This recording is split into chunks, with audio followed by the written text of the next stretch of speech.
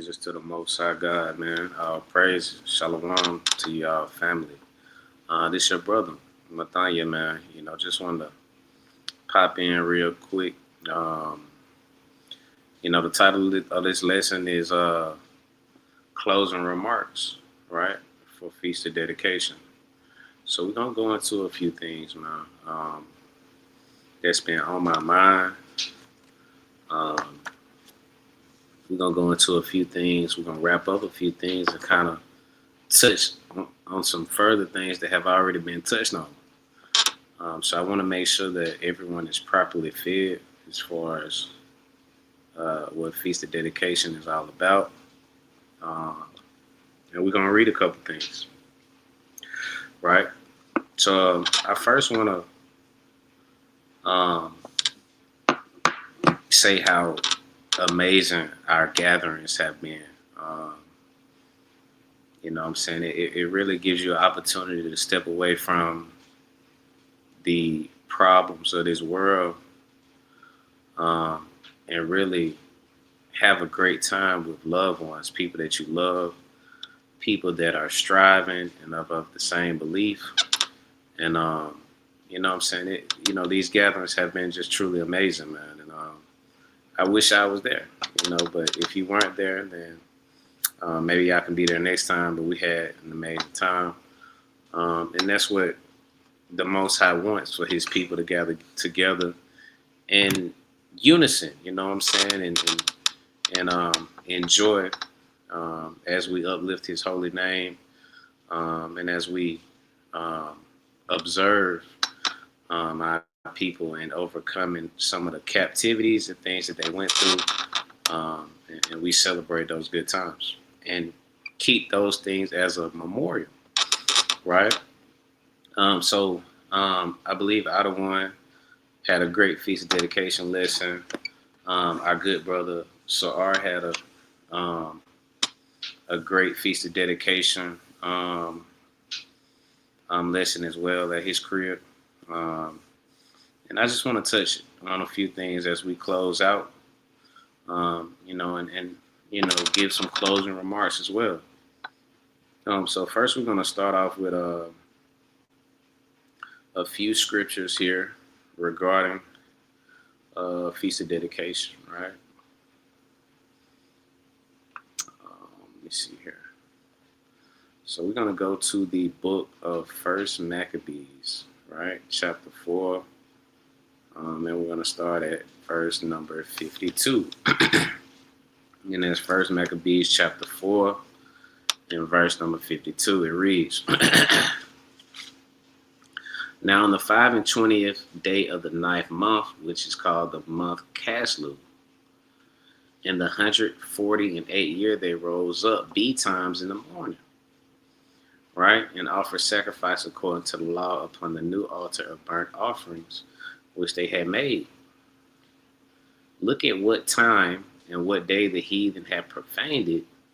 Even in that was it dedicated with songs and citherns and harps and cymbals.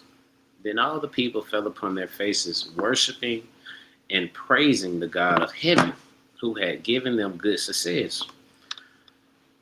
Right? And so they kept the dedication of the altar 8 days, and offered burnt offerings with gladness, and sacrificed the sacrifice of delivered and praise.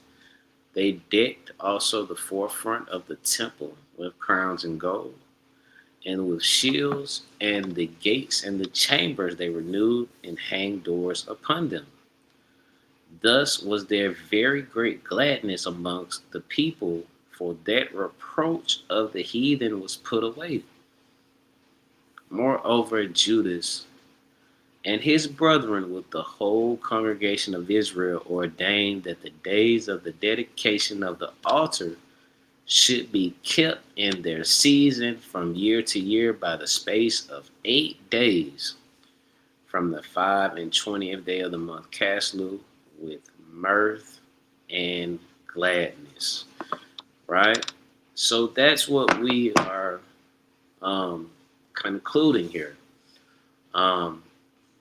the rededication of the temple, right after the altar was defiled by Antiochus Epiphanes, right? Our people cleansed it and rededicated it to Yahweh Bashem Yahweh Shai, right? And guess what it says? They decked it with crowns and gold, with shields. They renewed and hanged the doors. They made it look amazing, man, right? I just can, I'm not sure about y'all, but I just can kind of visualize our brethren rejoicing, right, for the dedication of the altar, man. Um, you know, just with gladness, man, with joy. And that's what this thing's supposed to be about, man. It's supposed to be a joyous occasion, man.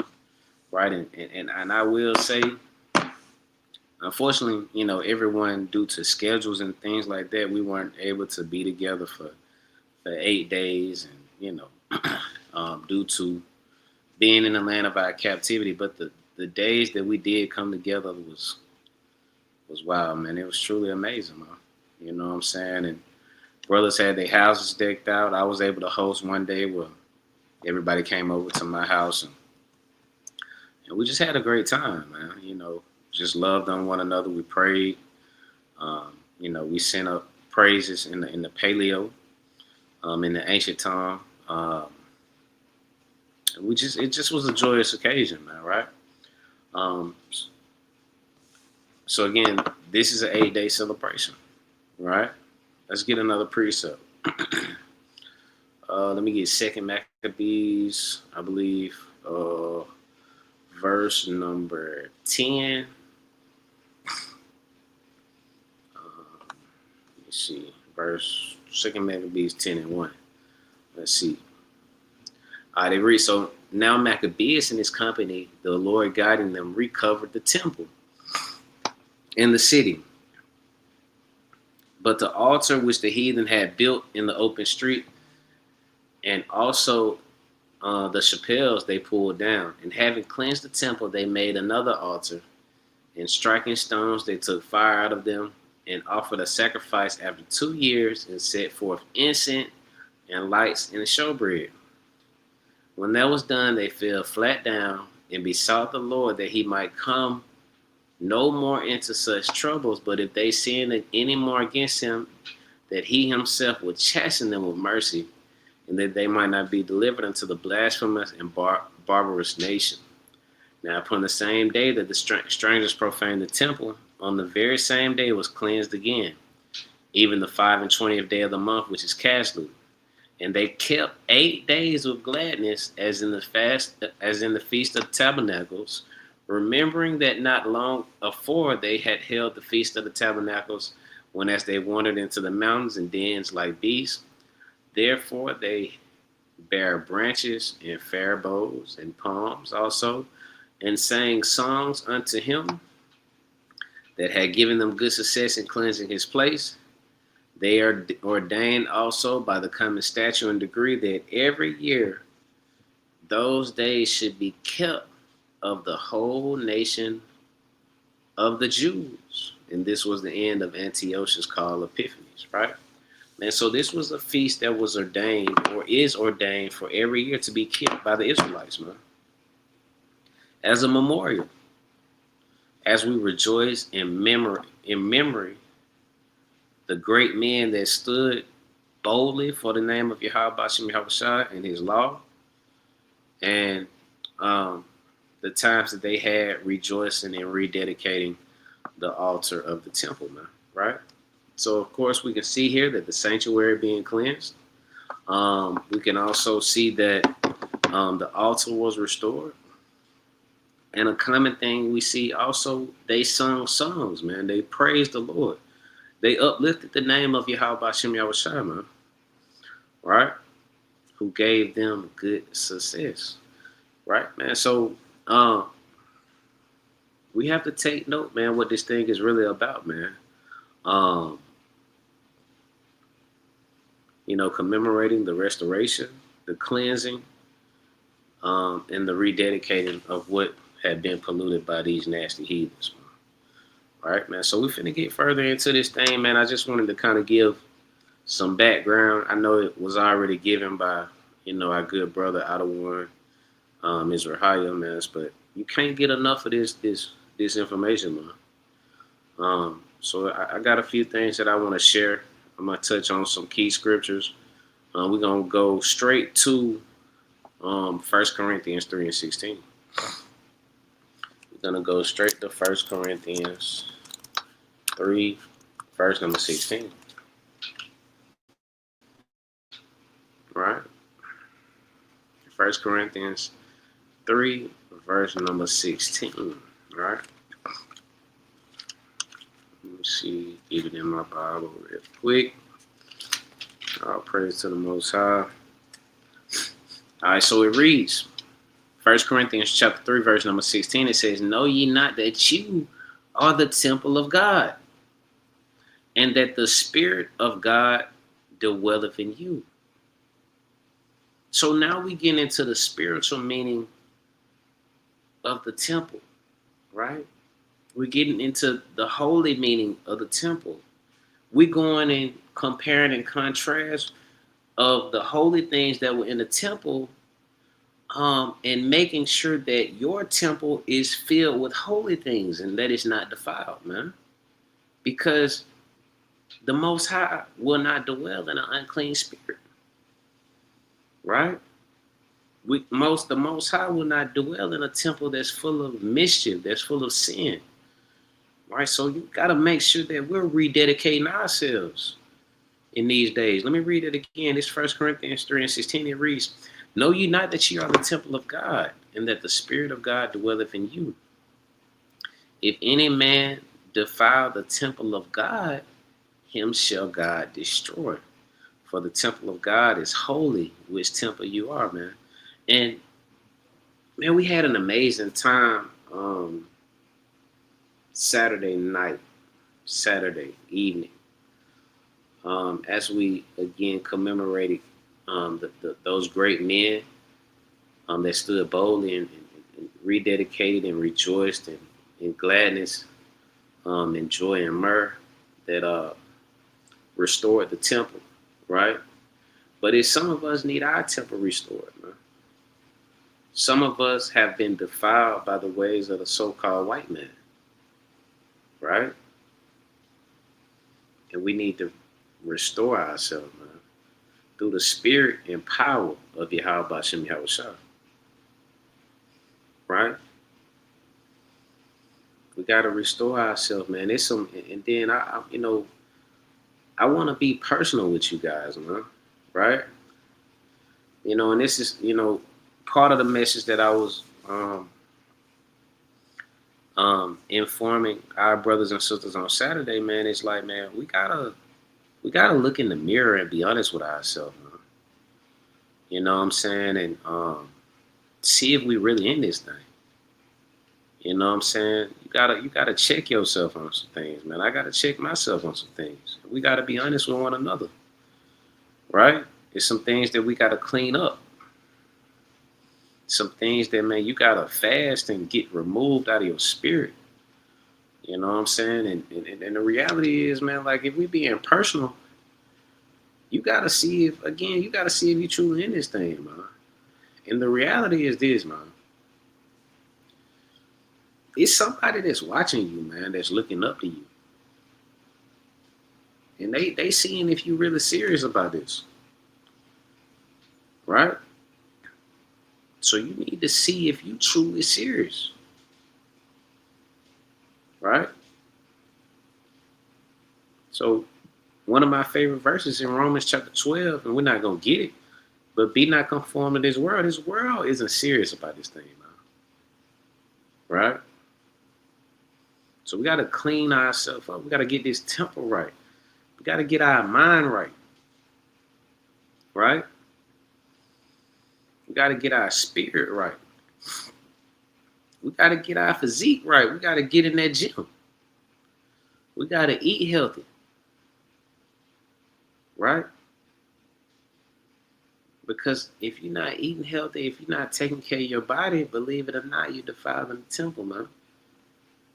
You defiling the temple. All you doing is sitting around drinking beer and strong drink, right? You defiling your temple. All you doing is eating hot Cheetos and fast food, right? And got doggone all types of beef, which is nothing wrong with eating beef, but you gotta do so in moderation, man. You can't just sometimes wake up and get you some fruit, man. That's why you tired all the time, cause you ain't giving your digestive system a break, man. It's processing all these heavy foods all the time, man. And again, I'm speaking to myself, man. Me and my rib just juiced yesterday. You know what I'm saying? Because I'm trying to get right. Now it's time to get back in that gym. Hey, by this time a year ago, I was a monster. But now this time I'm out of shape. This year, out of shape, needing to get right. You know what I'm saying? Shoot, stomach done got a little bigger, but the most I got it on my spirit, you know what I'm saying? Which I thank him for that. Hey, bro, you need to get your mind right, get in shape. You know what I'm saying? You're going to be called to do some things in the last days. You got to make sure you're ready. I'll pray to the Most High. But yeah, man, we got to get our temple right so we don't be destroyed. You understand? We got to get our temple right so we don't be destroyed. Let me see what else I want. First off, let me go. I can't believe I skipped this. Let me go to John chapter 10 and verse number 22. That's why I'm glad I wrote a couple things down that I wanted to touch on. But I overlooked this, all right? So this is the book of John, man, right? Chapter 10 and verse number 22. And it reads, and it was at Jerusalem, the feast of dedication. And it was winter. And Yahushua walked in the temple on Solomon's porch. So we can see our king commemorating the feast of dedication, right? And one thing I often get confused on, man, it's like this is Hanukkah, right? That's another name for it. You often see the menorah, which are the 7 branches, right? Which also represents the 7 churches of Asia Minor, right? But these are the I guess it would be 6 branches hanging out of the one. But nevertheless, we can see our king right here keeping Feast of Dedication. It was at Jerusalem and it was in the time of the winter. So he's keeping it in his season, right? As it was commanded by us, right? We can read that. Let's read it again. Right? We're going to start at verse right here. Verse number 7. Therefore they bare branches and fair boughs and palms also, and sang songs unto him that had given them good success in cleansing his place. They ordained by a common statute and decree that every year those days should be kept of the whole nation of the Jews, man. So our king, Yahushua the righteous, was keeping that decree. Our king was keeping that decree, man. Right? So I want to make sure that we touch on that really quick, that our king was keeping that decree. So I'm gonna get the book of 2 Corinthians chapter 7 and verse number 1. It says, having therefore these promises,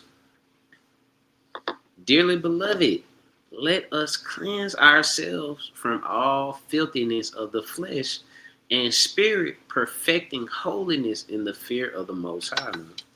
So we should be cleansing ourselves, man. Getting rid of the stains, right? And the filthiness upon our spirit. We should be examining ourselves, right? Looking ourselves in the mirror, man. You know what you're struggling with, man. You know what things you're dealing with. Be honest with yourself, man. Be honest with yourself, brothers and sisters, as I be honest with myself, man. Cleanse yourself of all filthiness of the flesh and the spirit, perfecting yourself. Didn't Christ tell us to be perfect? In Matthew 5:48, as your Father in heaven is perfect. This right here from our beloved elder. Our beloved elder Paul says perfecting holiness in the fear of the Most High. Right? So we should be perfecting holiness, which holy means set apart, right? Right? In the fear of the Most High, man. Right? So we got to fear the Most High, man. We got to fear the judgment of the Most High. Right? And we got to cleanse ourselves from all filthiness, man. Right? Let me get the book of Wisdom of Solomon. Right? The book of Wisdom of Solomon, man. We gotta go into the wisdom sometimes. You know what I'm saying? We gotta go seek out the wise words of great men. Right? And see where wisdom lies, man. Don't the scripture say that wisdom should be your first love? Right? Shouldn't we be out here seeking wisdom? Right? Courting wisdom, right? Dating wisdom, you know what I'm saying? You know what I'm saying? You know how you would do your woman, man, right? So let's read this here. It says, this is the book of Wisdom of Solomon, right? Chapter 9 and verse number 8. Thou hast commanded me to build a temple upon thy holy mount. An altar in the city wherein thou dwellest, a resemblance of the holy tabernacle which thou hast prepared from the beginning. Right? So the sanctuary, your temple, right? This is going to be some symbolism here.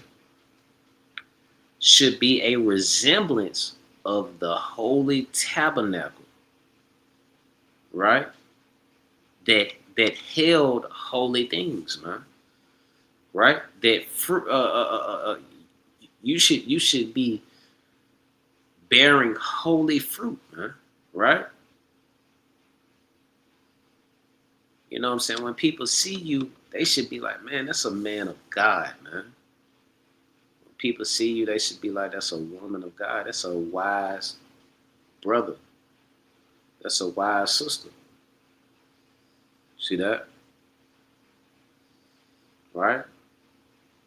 So you got to make sure that you moving correctly, man. You got to make sure that, you know what I'm saying, you have holy things in your spirit, man. Right? But it's a battle, man. It's a battle. Right? So again, the physical temple being cleansed points to our bodies, our spirit, and our mind need purification, restoration, and rededication. You understand? Right? We're gonna get a couple classics, man. You know what I'm saying? That because we ain't gonna beat this point in because the point has already been made, man. But you gotta choose this day who you gonna serve. Right? Get that in the book of Joshua. All right, I got this hanging up in the crib actually. This reads, and if it seem evil unto you to serve Yahweh Bashim Yahushua, choose you this day whom you will serve, whether the gods which your fathers served that were on the other side of the flood, or the gods of the Amorites in whose land ye dwell. But as for me and my house, we will serve Yahweh Bashim Yahushua. Right? And what the people said, and the people answered and said, God forbid that we should forsake the Lord to serve other gods, man. And many times, unknowingly, we often forsake the Lord to serve other gods, man. Everybody thinking they serving the God of the Bible, man, but they not. When you really look at it and you really examine this thing, and we got to examine ourselves, man. Right? We got to examine ourselves, right? Right? Let me get that, man. Examine ourselves. I think that's 1 Timothy chapter 3 and verse number 16. Right? 2 Corinthians. My bad. This is right here. 2 Corinthians 13 and 5. right? It reads, examine yourselves, whether ye be in the faith. Prove your own selves. Know you not that your own selves, how that Yahweh Shah Hamashiach is in you, except ye be reprobate, man. So the point is this, man. You gotta examine yourself, man. Right? You gotta look at who you are, man. And really be honest with yourself. Are you a man that you think the Most High is pleased with, man? Are you really putting in work for this truth? Right? Are you really exemplifying the fruits of the Spirit? Are you really exemplifying the characteristics of love that our King set forth? Right? And I say this all the time, man. And brothers think sometimes that I'm crazy or I'm tripping, you know what I'm saying? But look, man, hey, a lot of brothers and sisters be good on the law, right? They be excellent on the law, right? They be excellent on the law. But the simplicity of the law goes right over their head, right? The importance of the law goes right over their head, right? Watch this, Leviticus 19. And man, we just going off the dome. We just kind of freestyling right now through the Spirit and power, letting the Spirit lead us, man. Of Yahweh Bashim Yahushua.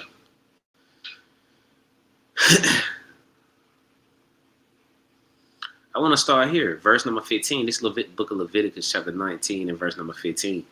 It reads, "Ye shall do no unrighteous in judgment.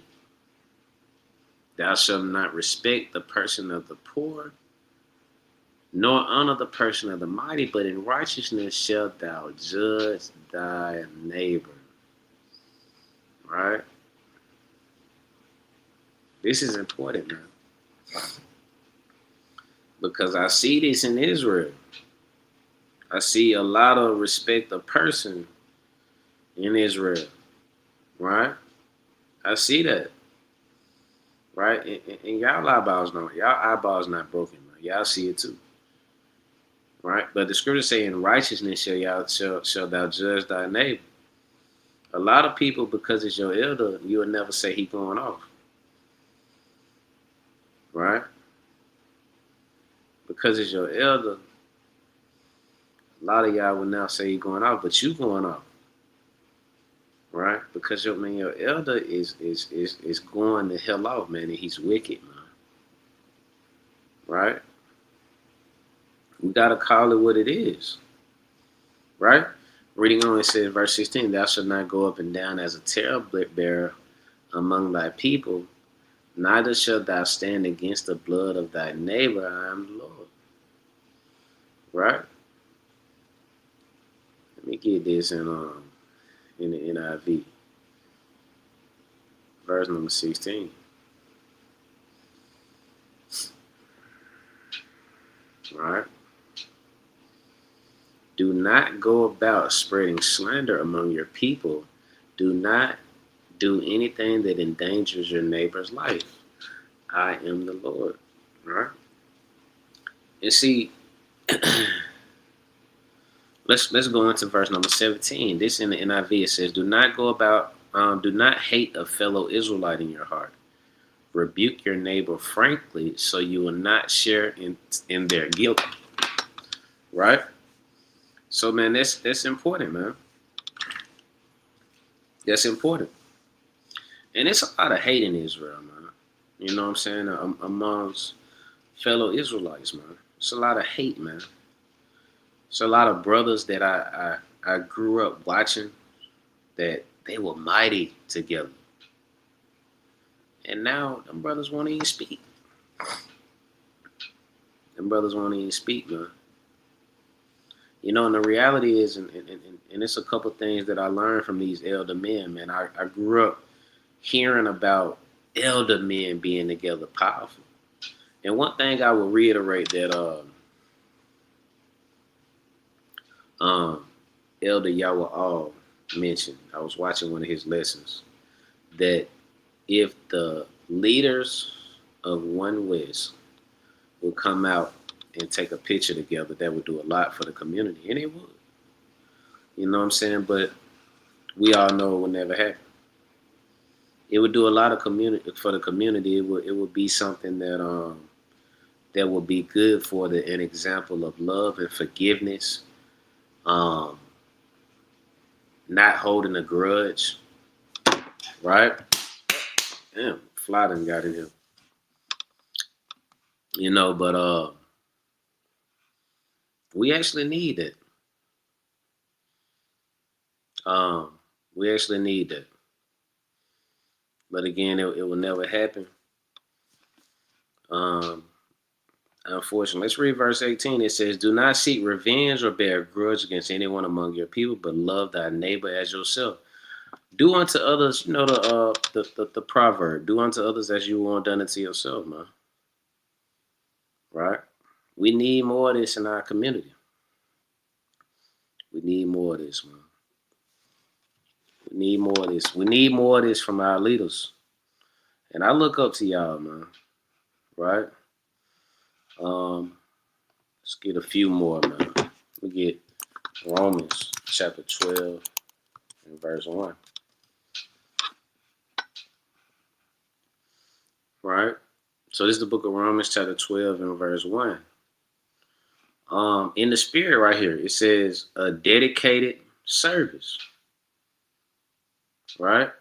A dedicated service. It says, I beseech you, therefore, brethren, by the mercies of the Most High, that you present your bodies a living sacrifice, holy, acceptable unto the Most High, which is your reasonable service.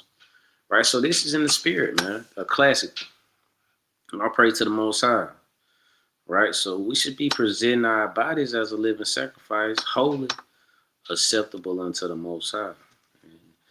But our elder brother Paul said, this is our reasonable service. Right? So we gotta be better, man. We gotta be better. We gotta be better, man. And we gotta be an example, because again, it's people watching, man. It's people watching. It's people waiting for you to slip up.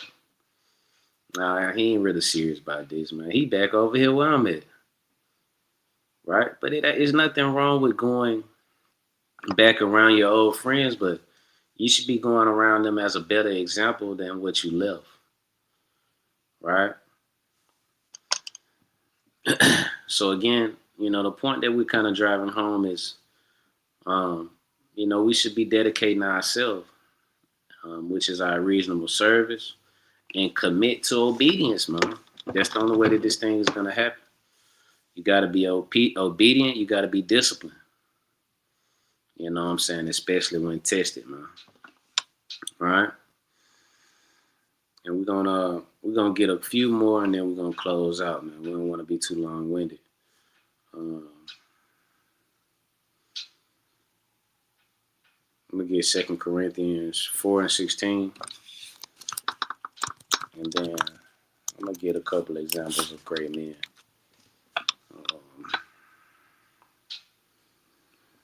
2 Corinthians 4 and 16, it reads, "For which cause we faint not, but though our outward man perish, yet the inward man is renewed day by day.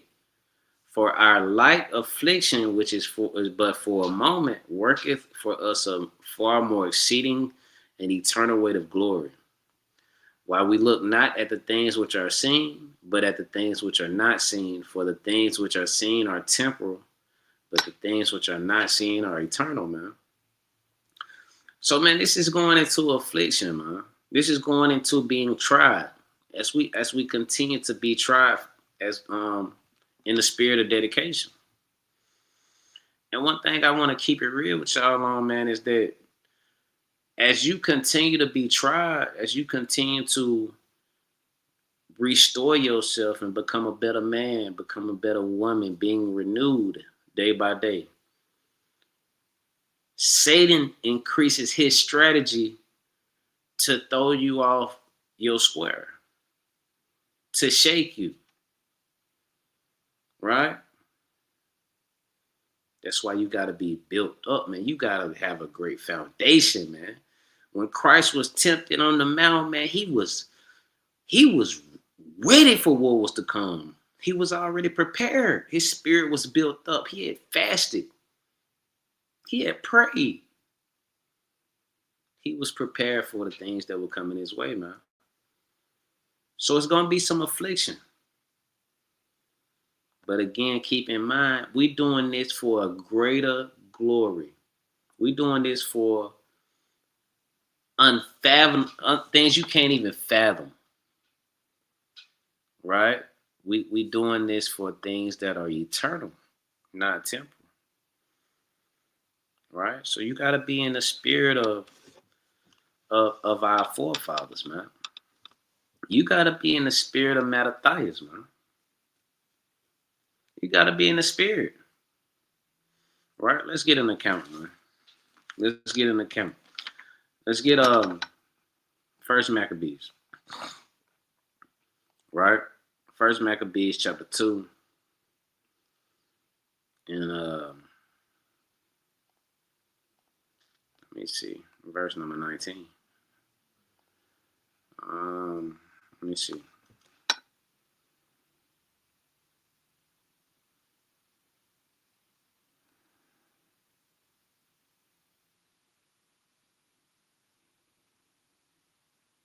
All right, so read this is the book of First Maccabees, chapter 19. Chapter 2 and verse number 19, man. And this is going into an account where the king was trying to make all of the earth one people, right? And for the Israelites, for them to go against the customs and the traditions of their forefathers, right? So this is Mattathias. This is his response, right? So this is First Maccabees chapter 2 and verse number 19. It reads, Then Mattathias answered and spake with a loud voice, though all the nations that are under the king's dominion obey him, and fall away everyone from the customs or the religion of their fathers, and give consent to his commandments. Yet will I and my sons and my brethren walk in the covenants of our fathers. God forbid that we should forsake the law and the ordinances. We will not hearken to the king's words to go from our religion, either on the right hand or on the left hand, man. So it's going to come a time, man, where you're going to be tested, right? Are you going to stand for the Most High God, man? Or are you going to stand for the world? All right, those times coming, man, as we walk the narrow path of life, right? As we walk the narrow path of life, those times are coming, man, right? Let's jump down to verse number 50. It reads, Now therefore, my sons, be ye zealous for the law and give your lives for the covenant of your father, man. And it's something that, man, we gotta give our life for, man. You know, and that's when you know that you're truly serious about this thing, man, that it doesn't matter what happened, man. Like, you wanna lay it all on the line for your how about Shem Yahushua, man. And I challenge y'all, man, that's watching this now live, that will be watching the replays. Give your life for the Most High, man. You know, brothers and sisters, we got a greater reward coming, man. You know, and the reality is, man, what we doing in retrospect is really more important than you. Your desires, your wants, it's way more important than all that, man. You know, so I challenge you to, man, really give your life for this truth, man. You know, be an example to you seasoned men. You seasoned men, be an example for your household, man. Be an example for your family. Be an example for your community. And sisters, man, be an example for the younger sisters, right? Be an example for other women in other households. You never know who's watching you, man. Right? how you raising your children as a godly woman. Somebody's out there watching you and taking notes, man. How you treat your husband. Brothers, others are watching you with how you treat your wife. Right? So be a godly man and be zealous for this truth and give your lives for the covenant. Verse 51, call to remembrance what acts our fathers did in their time. So you shall receive great honor and an everlasting name. Right? So, man, we're going to get one last scripture here in Revelation, a classic. Revelation chapter 3 and verse number 1. We're going to close out, man. You know what I'm saying? And let y'all enjoy the closeout of Feast of Get Dedication, man. And again, man, we can't wait for the next one. You know what I'm saying? I enjoyed y'all, brothers and sisters, man. This is the book of Revelation, chapter 3, and verse number 1. And unto the angel of the church in Sardis write, these things saith he that had the 7 spirits of the Most High, and the 7 stars. I know thy works, that thou hast a name, that thou livest and art dead. Be watchful, and strengthen the things which remain, that are ready to die, for I have not found thy works perfect before God. Remember therefore how thou hast received and heard, and hold fast, and repent. If therefore thou shalt not watch, I will come on thee as a thief, and thou shalt not know what hour I will come upon thee. So we got to hold fast to what we got. We got to keep growing in wisdom, keep chasing her, keep seeking her, right? You know what I'm saying? Keep welcoming her in, right? To sit with you. And when I talk about her, I'm speaking in, wisdom and the feminine characteristics of her, right? Because we not know what hour our King comes, man. The scripture say he comes as a thief in the night. Right, so we got to make sure we're prepared, man. And shoot, brothers and sisters, we thank you. We thank y'all for supporting Iron Horn of Zion. Pray for us as we can continue to, through the spirit of Yahweh Shem Yahushua, do this work. We can uplift his holy name. We can rejoice in his goodness and his mercy, right?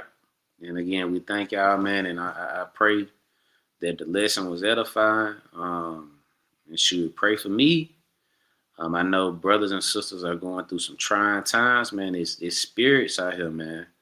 You know what I'm saying? During this season, man, we know this the folly day season, man, with all the wickedness and with all the folly days of the world, man. So pray for brothers and sisters, man, as they have to answer tough questions, as they have to separate and from their family, and go through these trying times, man. But we love y'all, Israel.